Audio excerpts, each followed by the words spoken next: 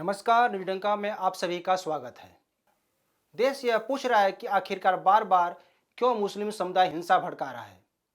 उसे क्या भारतीय न्याय व्यवस्था पर विश्वास नहीं है? जुम्मे की नमाज क्या आंदोलन के लिए पढ़ी जाती है?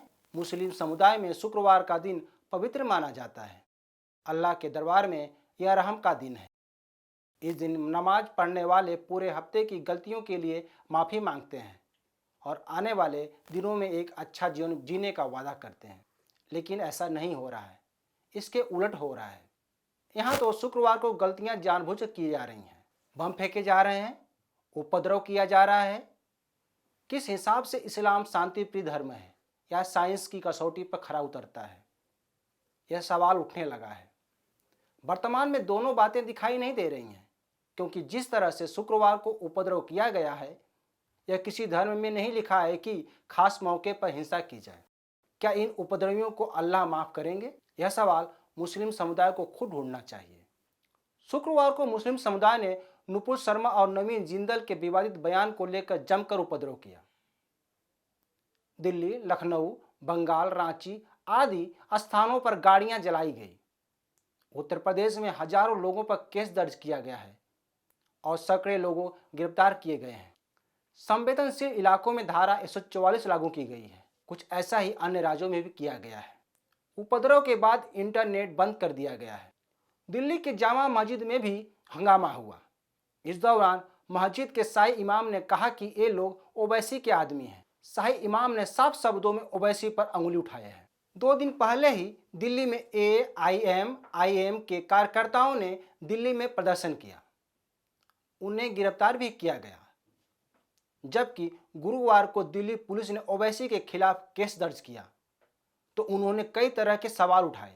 लेकिन ओवैसी अपनी बदजुबानी के लिए जाने जाते हैं। उनके बयान हिंदुओं के खून खौला देते हैं। यही कारण है कि गुरुवार को दिल्ली पुलिस ने ओवैसी के खिलाफ भड़काऊ बयान देने के आरोप में केस दर्ज किया। अकेले ओवैसी नहीं है, ऐसे 11 लोग हैं जिनमें नुपुर शर्मा भी हैं। और ओवैसी को इसमें भी सियासत नजर आने लगी है। ओवैसी ने इस पर आपत्ति जताई है।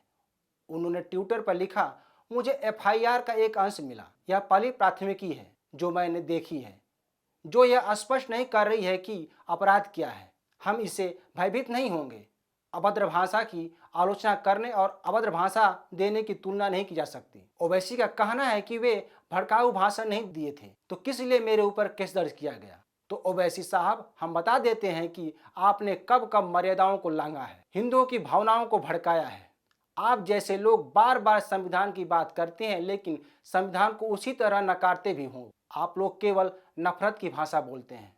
भाईचारा का च भी नहीं पढ़ा है आपने। आप लोग वह जहर उगलते हो जिसकी भरपाई यह देश कभी नहीं कर पाएगा, क्योंकि ज्ञानवापी घाव ही हर शुक्रवार को हो रहे हैं। क्योंकि ज्ञानवापी घाव ही है। हर शुक्रवार को हो रहे दंगे फसाद वह घाव से जिसे भूलना मुश्किल है। तो ओवैसी साहब आपको बताते हैं कि आपने कब कब जहर उगला है। ओवैसी साहब, आपने तब जहर उगला था जब PM मोदी ने मुस्लिम बहनों के लिए 3 तलाक खत्म करने का कानून लाए थे। जानते हैं आपने क्या कहा था? आपने कहा था कि इस मसले पर महिलाओं को न्याय दिलाने का बात करना तो महज एक बहाना है, इसका असली निशाना शरीयत है। जब आप शरिया को मानते हैं तो संविधान क्यों? अगर संविधान को मानते हैं तो शरिया क्यों? एक देश में 2 विधान क्यों?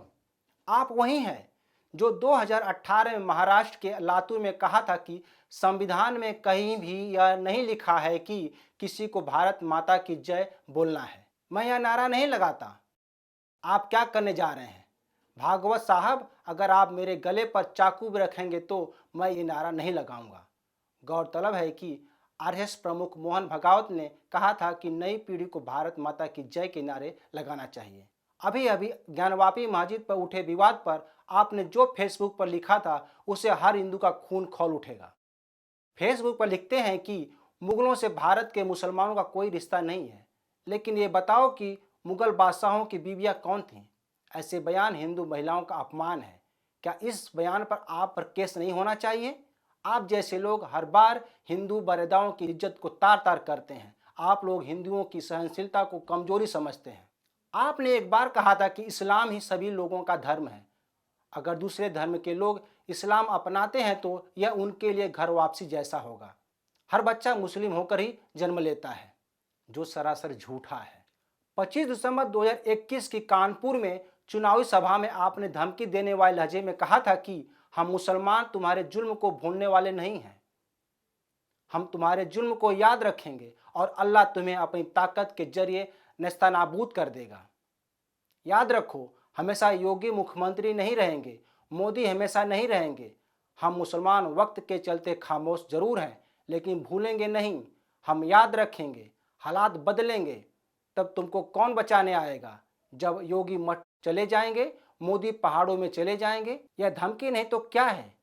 क्या शुक्रवार को वही सब हो रहा है?